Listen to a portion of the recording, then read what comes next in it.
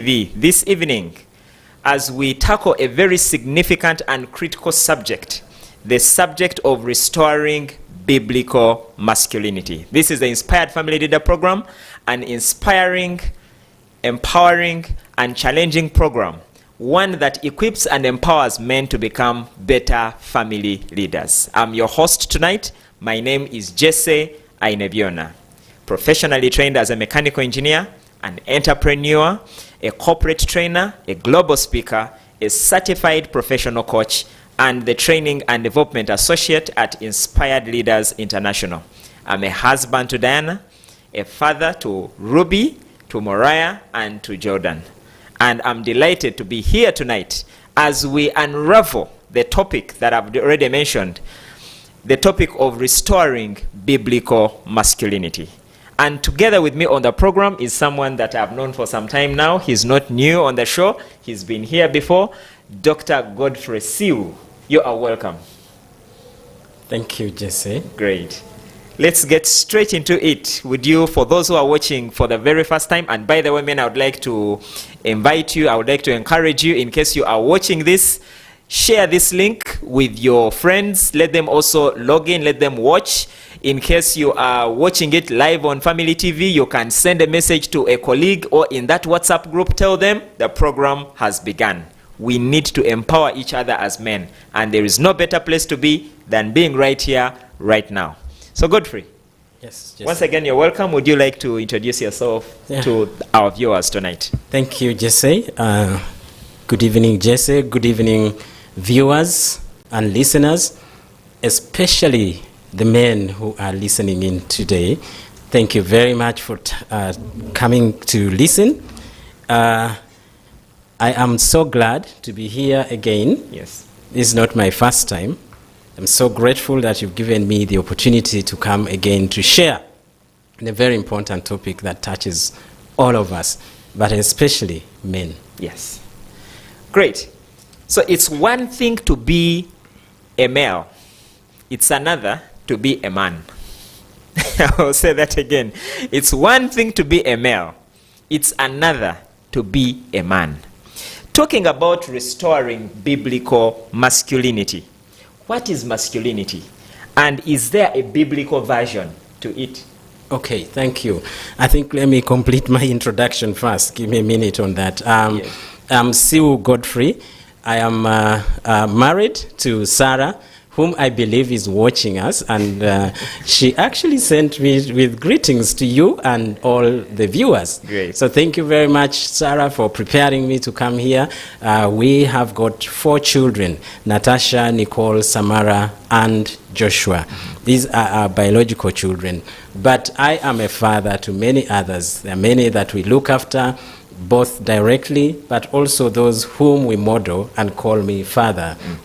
Call me daddy. So really grateful to come here to speak on this topic because it is something that is very close to my heart. I'm very passionate about this topic of masculinity. So you asked me, what is masculinity? And again, you have also set it up by starting. It's one thing to be male and the other thing to be a man. Now let's begin by defining masculinity. There are so many definitions. And if I use the one that you out there do not feel familiar with, just bear with me because there are many. So to begin with, masculinity comes from the word man, okay? So it is defined as the social and cultural construction of what it means to be a man. That society has some attributes, has some features or characteristics, behaviors, and expectations for persons who are male, male in their biology. So these are people who are expected to behave in a certain way that demonstrates that they are man enough. So you often hear people challenging others, say, can you be man enough? Are you a real man? That is masculinity. They are challenging you to show your masculinity. So it has characteristics. Yes. The common characteristics according to our society, or most commonly in all societies, one of the characteristics of being man enough socially is to demonstrate a sense of independence. Okay. So men are expected to be independent in terms of decision making and in terms of how they do things. Men should not be seen to be asking for help, especially in circumstances that shows weakness of some kind. Yes. For example, if a man is faced with a situation that shows fear, they should, scares them, they should not show that they need help from someone. If they are unwell, you should not even show or be seen to be showing that you are. You challenge you and say, come on, just malaria, and you're acting like you're not a man. Yes. So this is what we mean by masculinity. It's a social and cultural expectation. Yes. But there is also a religious touch to it. And just before you come to the religious touch, I'm intrigued because when you think about masculinity, I studied biology up to high school. Yes. And I was waiting to hear some biological terminology towards this whole concept of masculinity. But interestingly, you bring it down by saying it's the social and cultural construction of what it means to be a man. Yes. Where is the biology in this? Well, biology determines our physical or anatomical makeup. Yes. So you see someone according to their structure, their frame, and you know that is a man. Yes. That is a woman. Yes. And we can see this from some of the physical features. For example, beards are a common characteristic, biological characteristic for men. Every man, yeah. Breasts are for women. Yes. So this is biology. Yes. Now, biological features, of course, help to differentiate between female and male persons. Yes. But the cultural definition, cultural expectations of how those biological bodies are supposed to behave, to conduct themselves, the features in terms of roles and so on, is what we are referring to as masculinity. That's true. Now, masculinity has a social basis on biology. In other words, our biological bodies can predetermine some masculine experiences. For example, men are generally, physically, more well-built than women. That's true. And because of that, you'll often see people say, when there's some heavy load to lift, they say, that's the role of a man. Yeah. And they say, they are the strong ones. And for that reason, you can see that the biology, the physical makeup, can predetermine some of the social roles. That's true. Great. And I'm glad that you mentioned that, because you know that we live in a time where in some parts of the world, someone might have been a man all along, and then maybe after some time they say, you know what, I think I've always wanted to be a woman, or I think I was born a woman, so it's now time to change over. So, but I appreciate the fact that this is something that is already determined, it's biological, and it has got a bearing into the social function that a man plays in the society. So tell us the bearing religion, when it comes to religion and faith. Well, the biblical version of it. Yes, I think we should actually come back to this later, because some of the issues I want to raise actually point to the religious or biblical perspectives of masculinity. But I just want to say that we have a social definition of masculinity where society or cultures expect men to behave in a certain way. And then we have a biblical which draws from what is written in the Bible. And so often we begin from the creation.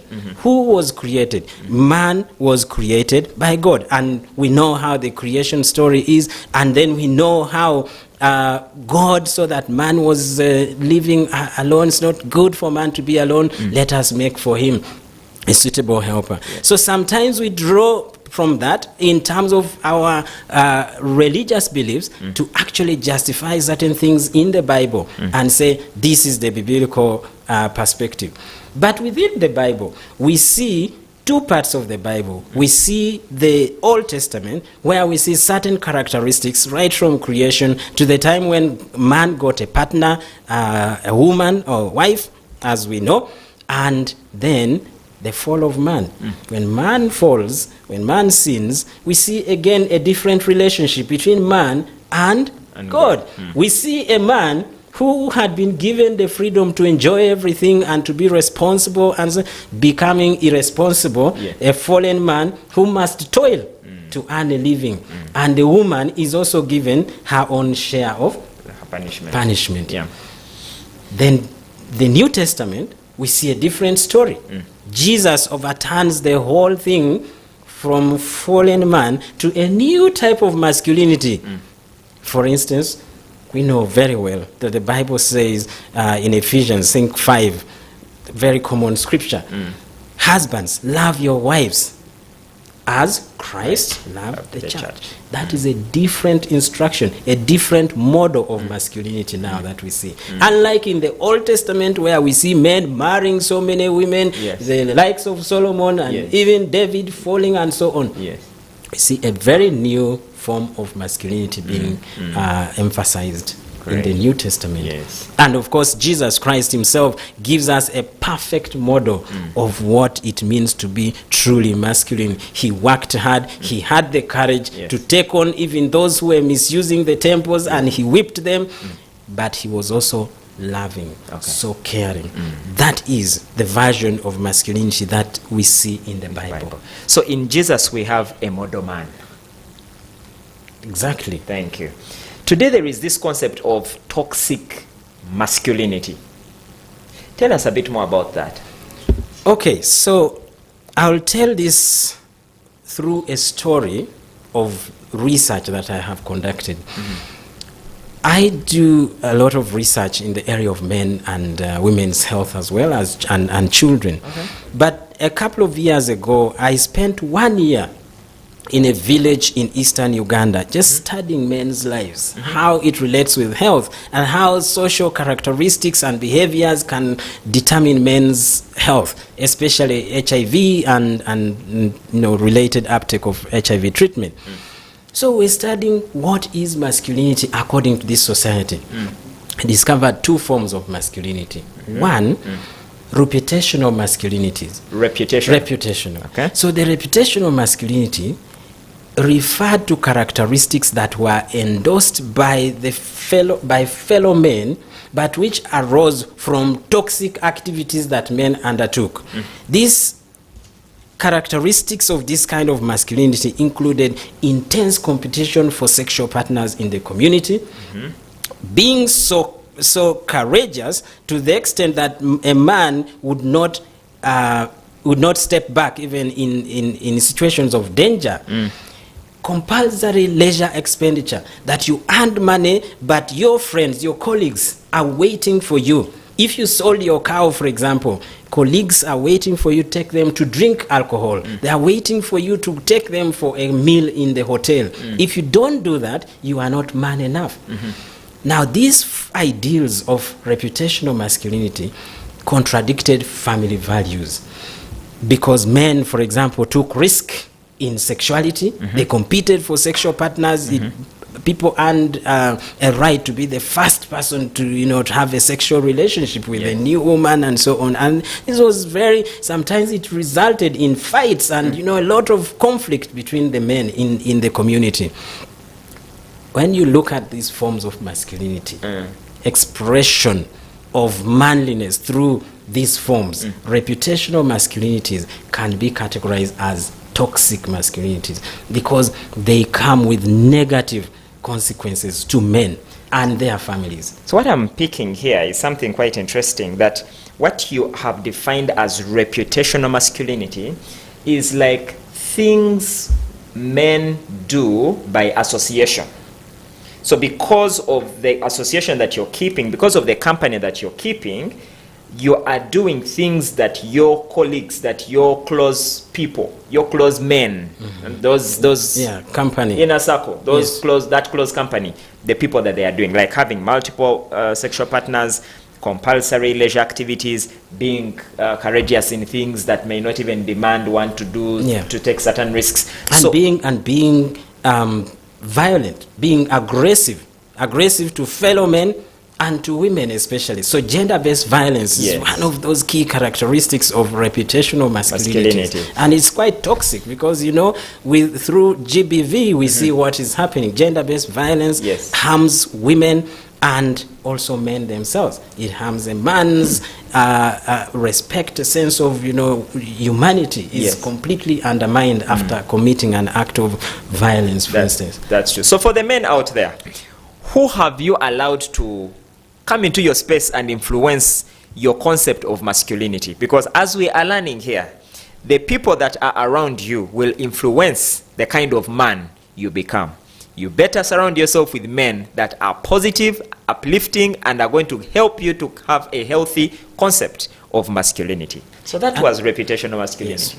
So the second form of masculinity that we discovered is respectable masculinity. Okay. So respectable masculinity, or masculine respectability, was defined as those attributes that accrued to a man through activities that are acceptable to the wider society, to the wider legal society. For example, within a home, what are the things that brought respect to the man? The man was a great provider that brought respect to the man. Okay. And within a wider society, such as engagement in church, in community activities, and being a good brother-in-law, all these things brought and men respect.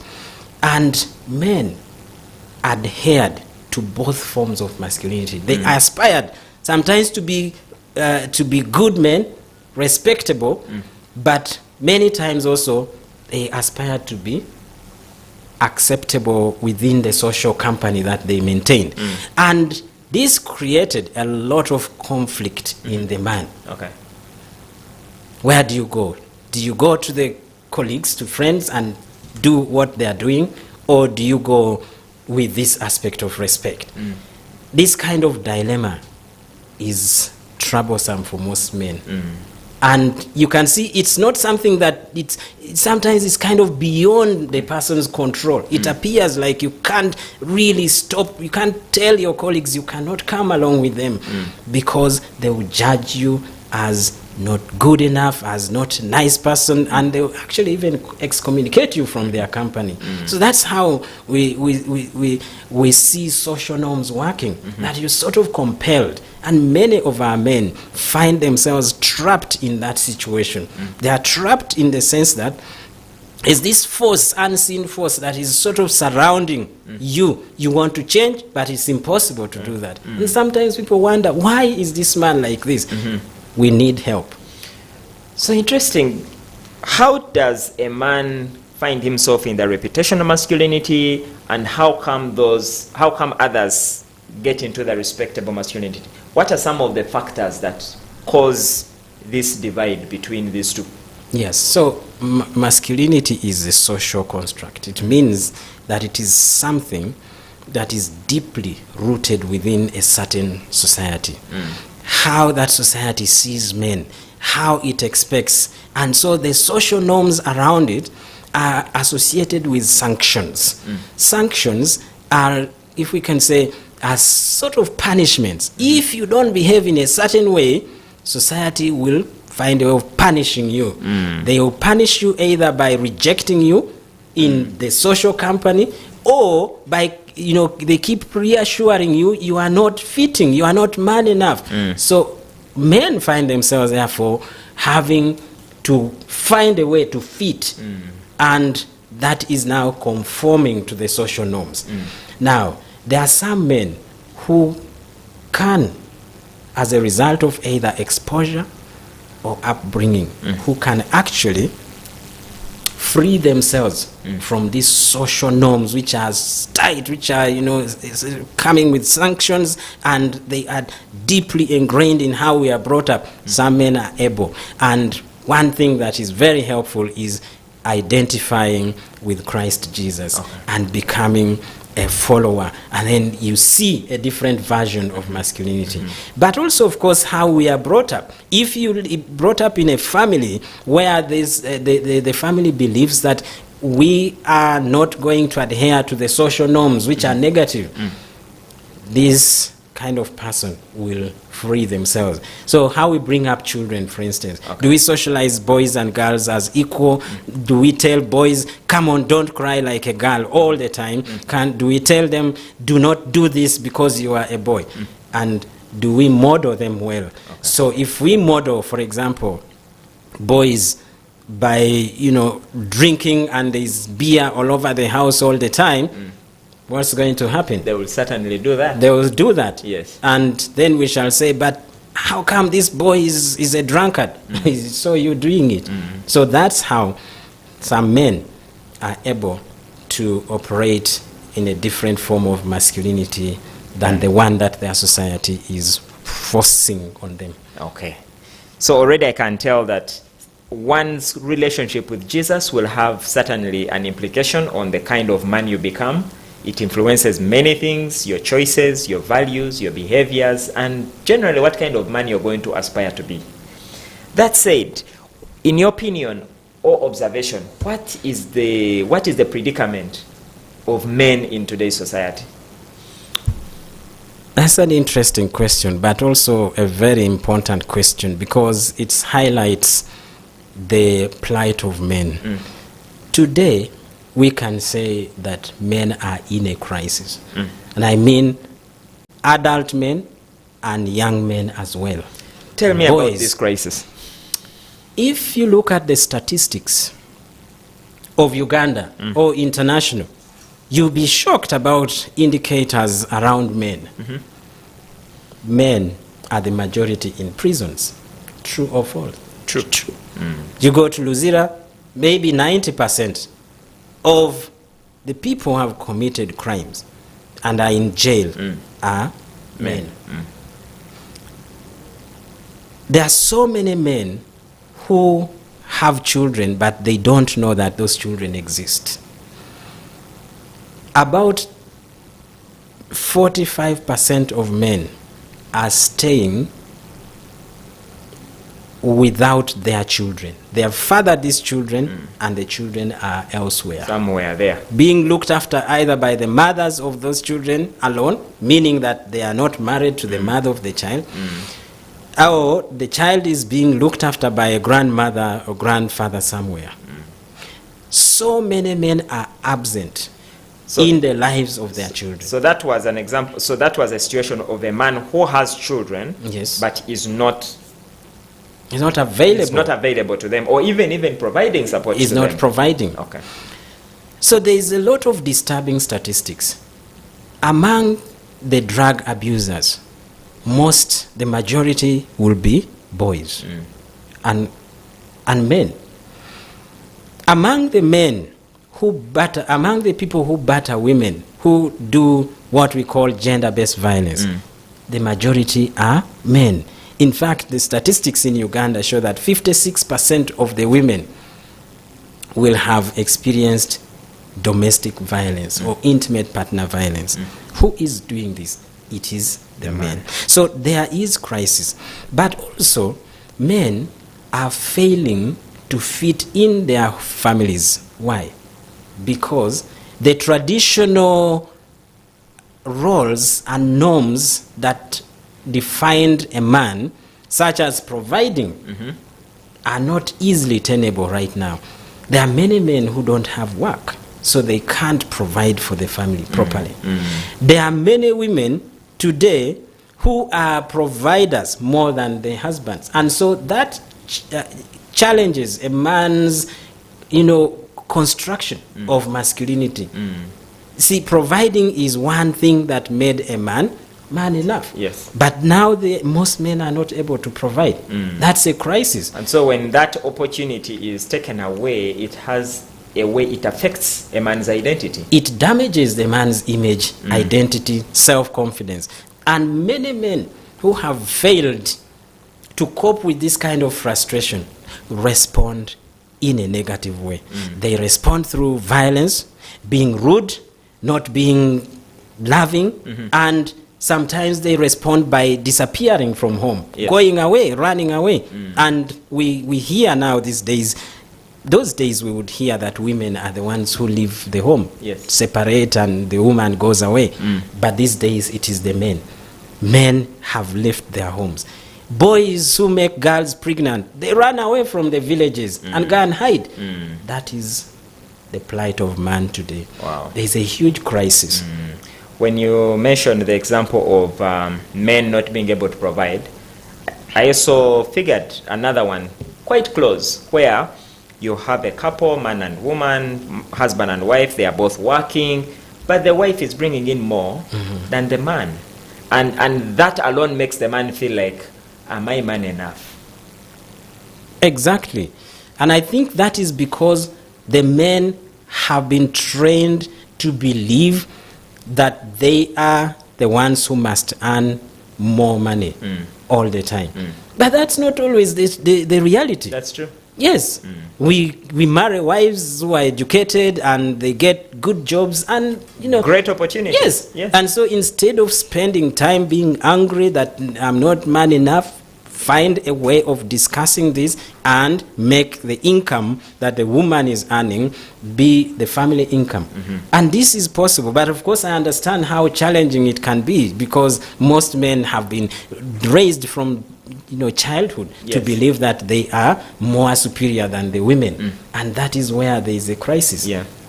And I mean, today the world has changed. The ladies will have the opportunities. They will take up positions of responsibility in their work institutions, in their workplaces, in the community.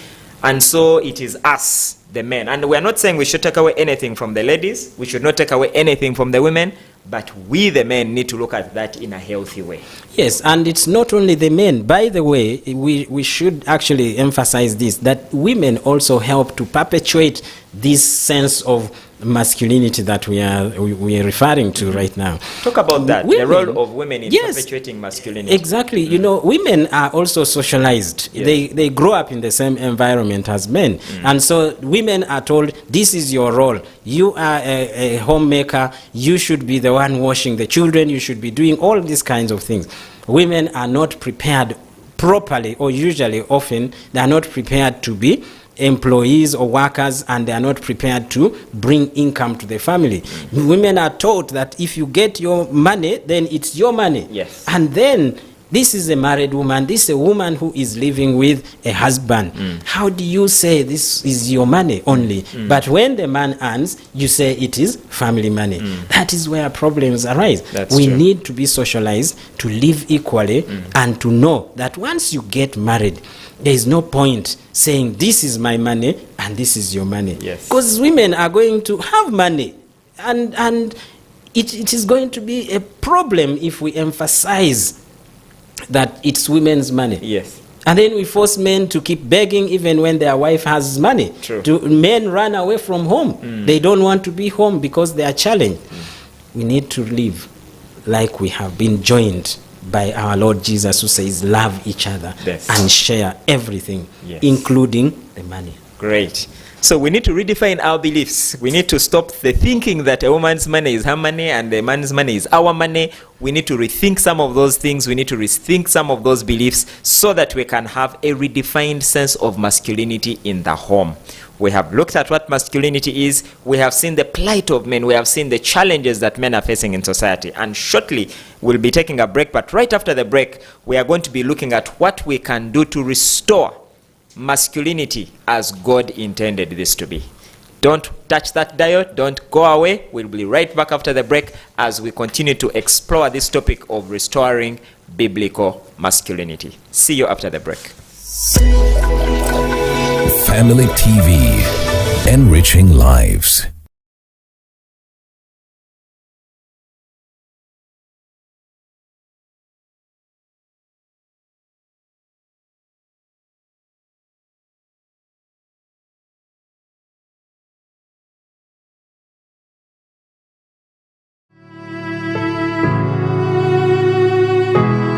Ring Diary. Family TV, enriching lives.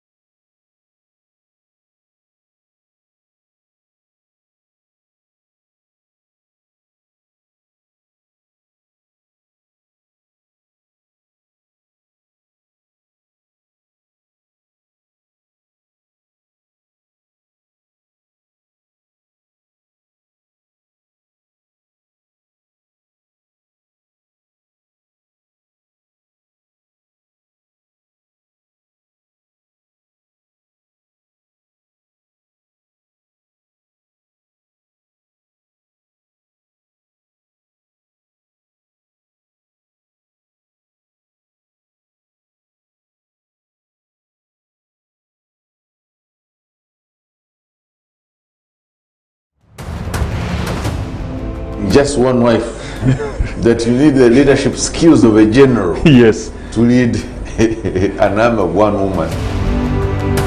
So we have to take a lot of pain, a lot of effort to teach children how to get along with one another. Your raw material is money, Of course. but it is not your money. It is not That is yours. the biggest challenge. So if you do not fear God, you will end up misappropriating this money and taking it to be your own. Yet it is just what you're using to do the work that you're doing. So ego is very dangerous to me, and we should avoid the extremes. This program exists to equip, challenge, and empower men to expand their family leadership capacity for national transformation.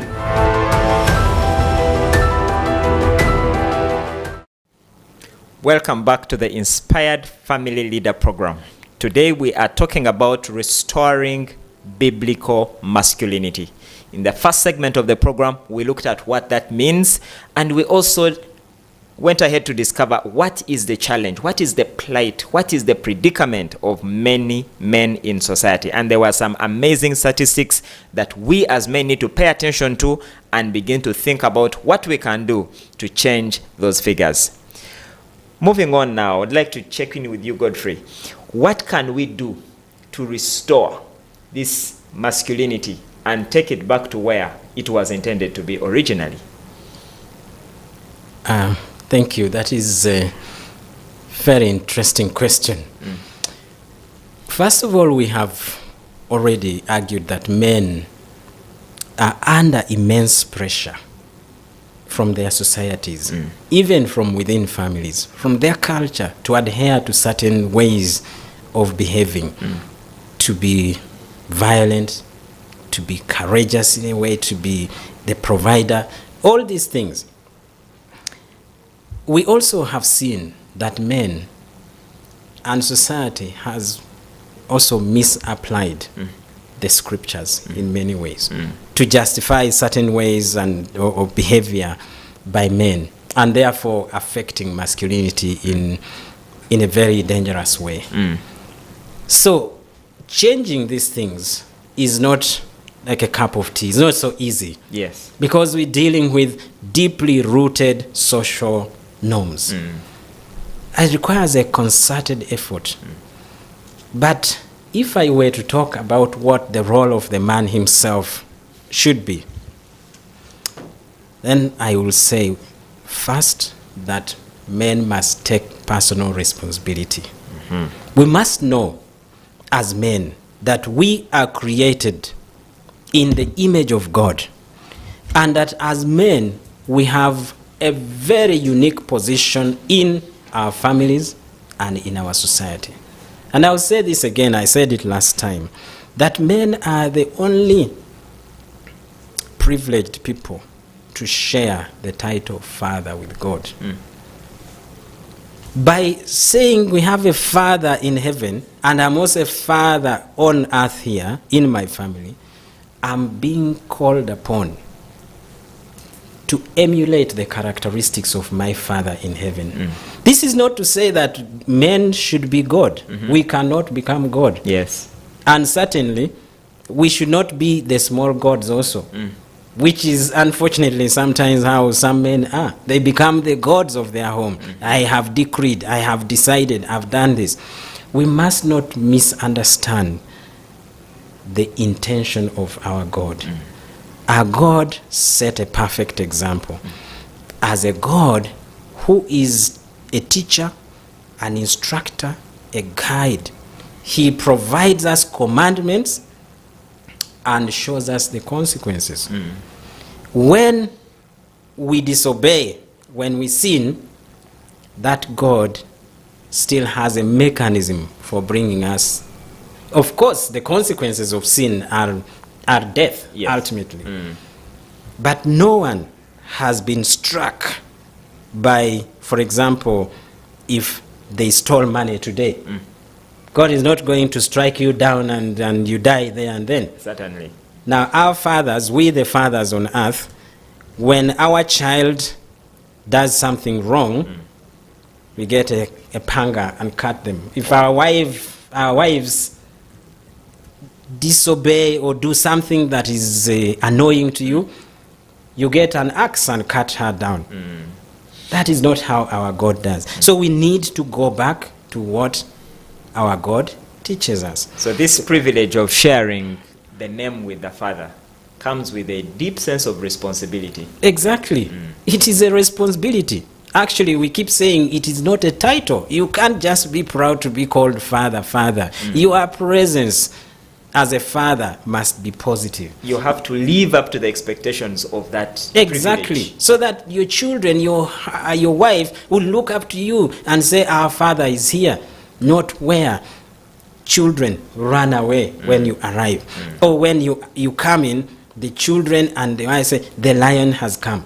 That is not masculinity. We need to go back. So personal responsibility. Okay. We need that. We cannot run away from it. However challenging things are, however difficult life is, we can still be good fathers, good husbands. Masculinity is not just about providing. It is also about loving. So we need to take back this and say, we have been commanded by Jesus to love our wives just as Christ loves The church. the church. And then Christ doesn't stop there. He says, and present her to Christ as spotless, as But here we harm our wives, we cause injuries to them, we do all sorts of things, and then we say, I'm man enough. That is being irresponsible. Fathers, men, we have to move away from that. I know it's challenging. We are being forced by society. You will be laughed as, man is this who never beats his wife? Which man is this who is showing love, doing things of women? Love is not a feminine thing. It's a command by our Lord Jesus Christ. True. Yes. So personal responsibility has got a bearing on providing, but it has also got a bearing on love. Okay. So that is one, personal responsibility. What would be the second thing? The second thing is, as fathers, we need to start by role modeling our children. You see, what your son becomes is directly related to what you are. Say that again. What your child, what your son is going to become is directly related with what you are. If you are a drunk father, because that is what society, men have to drink. Men, being drunk is your child is very likely to become a drunk also. I'm not saying that in all circumstances. There will be children who definitely, my father used to drink, and for some reason, I don't. And it's a combination of reflecting on the implication of this, as well as my acknowledging that the Lord God is my God, and he does not approve of these things. So we need to model our children. We need to bring up our children well, especially the boy child. Today, we keep hearing that we have neglected the boy child and nobody is instructing them, nobody is guiding them in matters of how to be a man. And that is true. So fathers, we need to go back to this role and do it the right way. Model them, but also teach the children. So we need role model leadership in the home.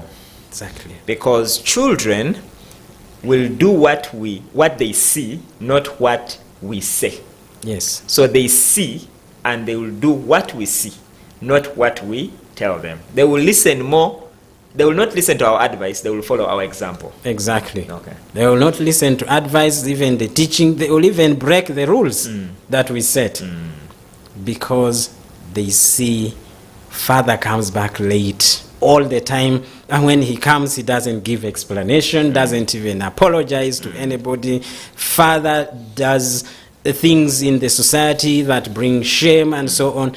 Children. So they grow up to believe that this is how men behave, this is how men do life, and therefore this is what they know. Exactly. Yeah. Exactly. So let's be responsible and let's be models. And teachers. And teachers. Yes. Of course, we are doing this in the context of society. Okay. Now, society has also got a responsibility.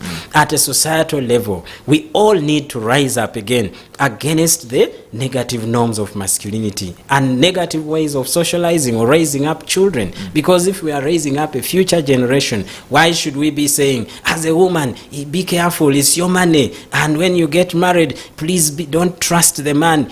This is bringing up children in a very negative way. And in the end, we cause a crisis in the family and in society. It's like we are setting up our children for failure in marriage, but also to be ready to be a problem in the marriage. You know, in society, you should not share your money. Why? Human beings are by nature social. They are supposed to share. True. And how do you begin to instruct? Now, when the person goes into a marriage with that mindset, with that attitude, then problems. Great. So we are looking at things that we can do to restore biblical masculinity. We have looked at personal responsibility, and we have looked at being a role model. Yes. What else would you add to this pool of nuggets? I think, as said, that at society level we have to do something also to begin to socialize children in a more positive way and promote those positive attitudes, promote positive behavior around humanity, around being a personhood. But society is not the only source of socialization. The church, many of us belong to a religion, at least in this country. And many go to church. I think this is a call for our churches to also turn their teaching into more practical things. Okay. I often go for service for church, and you know, the teaching is often about the usual things, how to deepen your relationship with God, be born again, and you know, that is an important part of scripture. And the sermons should not miss that. But it is rare for us to see societal issues being taught about. For example, issues around sexuality. There's no, you know, people are not being taught about this. Masculinity, I've never seen it, you know, a sermon being, you know, we should go beyond the normal things and start talking about things that religious leaders should also stop wanting to look good and not tackle the difficult things in society. I think they have a responsibility to do that. And when men hear these messages, many of us will respect the teaching of religious leaders a lot. So I talked about churches, but also the mosques. I mean, the Islam as a religion also has particular values that it can impart to the men and cause them to reflect and to think about this. And within the church, of course, and other religions, we have, you know, fellowships and so on. I think we need to strengthen the men's movement as well. We have, for example, in Church of Uganda, we have the men's fathers unions and men's fellowships. These are bodies, these are, you know, structures that exist, and they can be used to you know, to promote a positive image of masculinity.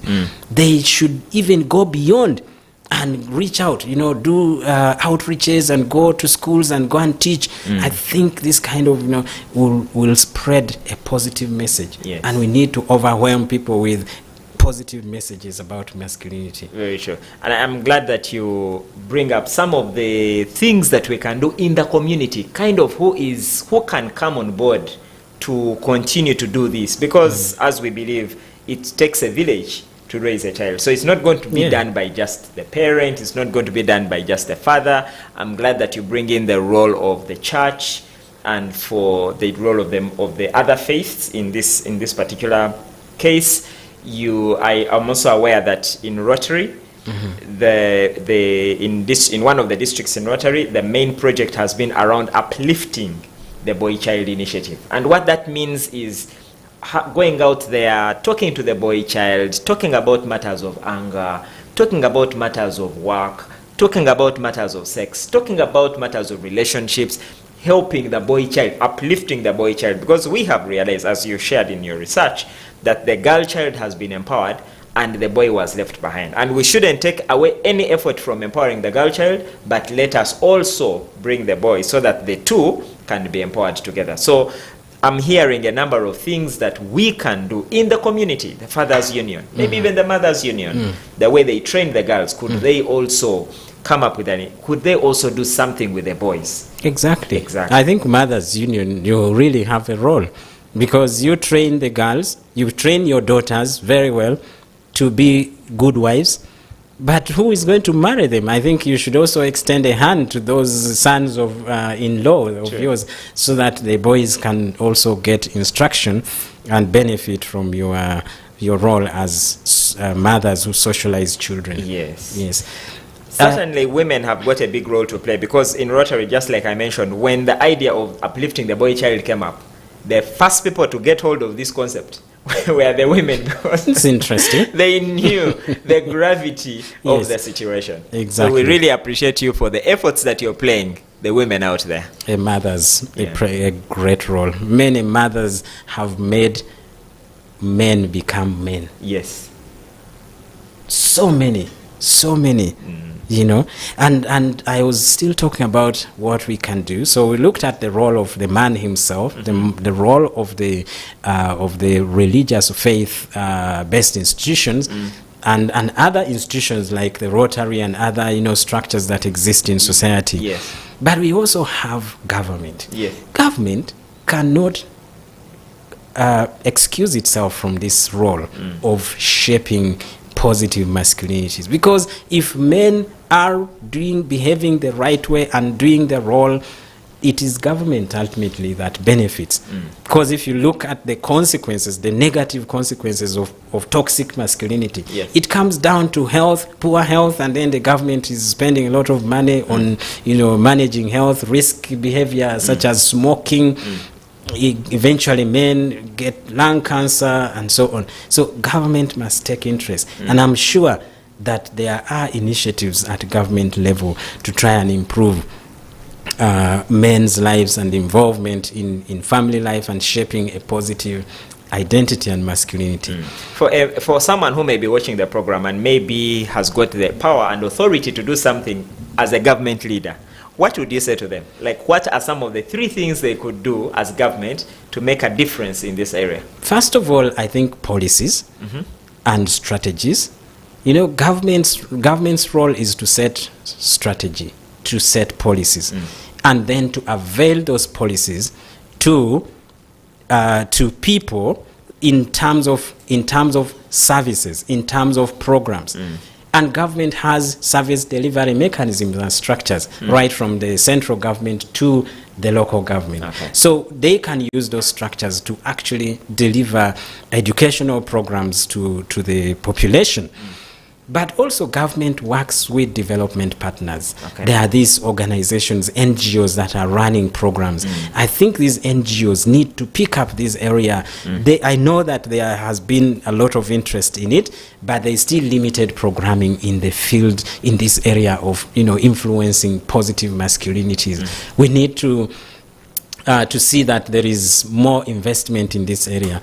I know that partly what undermines the effort is lack of evidence-based programs that are known to work. So each time, even when an NGO wants to do something, they quite don't have the right program to implement and to scale up.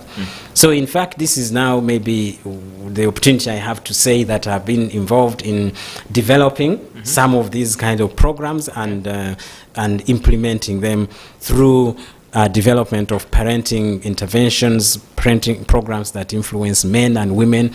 And we have seen a lot of improvement in the men who participate in these programs. They come to men groups and discuss. And I'm not the only one who runs this program, or it's not only our department. There are many others. Recently, I was sharing with a colleague, a professor of psychology at Makerere University, and he told me about a wonderful program they are doing in the university around reducing sexual harassment in the university. Brilliant. And it's really targeting masculinity. It's positive masculinity and negative ones. So there are many things that can be done. Each one has a responsibility, including government. Yes. Great. Very helpful tips there for any leaders out there that are watching the program. You know what to do. At least you have an idea of something that we can take, action it, and let's begin to implement it. I know there are so many programs that attract resource funding for different reasons. Could this be a priority area that we can also consider so that it can help to shape our society and raise better leaders for our nation? When we do all this, when we restore this sense of masculinity, when you look into the future, what do you see in terms of the benefit? What difference would this make in our community, in the society, especially as far as men are concerned? So restoring a positive masculinity or biblical masculinity has got many benefits. To men themselves, first of all, we have seen that when men adhere to the negative, toxic masculinities, there is a big problem to men's lives. Men conform to the norms around sexuality, having many sexual partners, and there's a risk there of easily getting HIV. Men adhere to the masculinity of alcohol consumption, excessive alcohol and drug consumption, and that's also a risk factor for poor health, especially lung cancer and mental health problems. So to men, there are many, many benefits of restoring or moving away, shifting from negative toxic masculinity to biblical or let's say positive masculinities health-wise, but also men then become more productive in their families, more responsible, more engaging with the family, and the family benefits more directly. Children will go to school because daddy has not wasted the money drinking all night. I'm not saying that all men do that, but there are some men who work so hard, get money or sell a family item, property, and then the money is just gone because they spent it in the other ways that I've been discussing. So children and family benefits when we restore these things. And of course, government, the nation. We are building a nation by when men take leadership, when men are restored to the true sense of masculinity. They provide leadership at family level, at the national level, at society level. Men are able to guide, to direct, and to chart a course that is appropriate for the country. We shall actually reduce these vices, even corruption and so on. Because you see, these days we keep hearing, if a man is trying to do the right thing, then they say he's not sharp. Yes. So that is, I don't know, a redefinition of what it means to be sharp. Smart. To be smart is to be able to outwit the law. You make something disappear and you sort of get away with it and you are not caught, and then people say he's very sharp. You start working within 2 years, that man has a lot of things, and then they say, wow, that is a sharp man. And men who adhere, who try to be different, do the right thing, are actually castigated. Even at family level, they say, look, he's been working for so long. We need to change this attitude in order to develop our country, in order to go the right direction. Thank you. And of course, these things that we are discussing, at a personal level to the man, it results in sin. The Bible says the wages of sin is Death. death. Great. So we have seen what is possible. We have seen what can happen. We have seen progress socioeconomically. We are able to see better leaders. We're able to see families that are thriving, children being raised in the right way, marriages that are healthy, and so many other things that can happen when we restore what we are calling biblical masculinity. Right. Godfrey, any parting shots to a man out there that has been on the program tonight? What would you say to them as we bring this in for a landing? I know it's difficult to find one parting shot, but first of all, to acknowledge that we haven't exhausted every issue that should have been discussed. And so hopefully maybe we shall have future opportunities to engage again. But for the men who have been watching out there, I know that so many men are actually striving to be positive in terms of the expression of masculinity. Many men, however, conform to negative norms because of the societal pressure. But I want to challenge the men that even if you experience societal pressure, it is incumbent upon you to take personal responsibility. You can be different, and if you persist with the help of God, with the help of positive role models, you are going to become somebody that everyone look at and say, that is the kind of person you would like to be. So you become a role model, and we begin to shape our society well. I just want to say that there is so much we gain by doing a positive masculinities. Negative or toxic masculinities can be nice. They bring a lot of self-gratification. But the consequences are dire. It results into the statistics that I earlier gave. We don't want to be the man who is caught against the law and you are in Luzira for something, for rape, for defilement, for being violent to your spouse, and so on. What benefit is there at the end of the day? So my parting shot is, fathers, men, positive masculinity is attainable. There are many structures and many groups that can help you. If you feel lonely, look out for those who identify with positive things in society. They are there. Great. Thank you. Thank you so much, Godfrey. It's been a pleasure. To the men out there, today you've had it. You were born a male, but you become a man. And one way to do that is to restore your sense of masculinity the biblical way. We've had some beautiful tips, nuggets, insightful things that we can go and begin to work on. Let's go and become the kind of men that are going to shape our families, men that are going to transform our nation, and men that will stand for God and say, we are making a difference where He has placed us. This has been the Inspired Family Leader Program. It's been a pleasure hosting you, Godfrey, and together with the viewers, I hope that this has been insightful. Let's go and apply what we have learned. Now that you know these things, you will be blessed when you do them. Good night. Just one wife. That you need the leadership skills of a general. Yes. To lead an army of one woman. So we have to take a